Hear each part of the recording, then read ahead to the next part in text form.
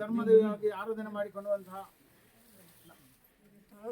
ರುದ್ರಚಾಮುಂಡಿ ಇಂದಿನ ದಿನ ನಾವು ಬೆಳಕಿಗೆ ತಂದಳು.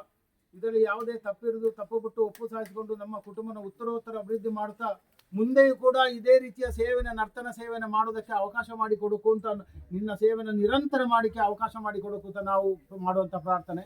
ಇದು ನಾವು ಮಾಡೋ ಪ್ರಾರ್ಥನೆ, ನಮ್ಮ ಹಿರಿಯರು ಮಾಡುವಂತಹ ಪ್ರಾರ್ಥನೆ. ಸ್ವಾಮಿ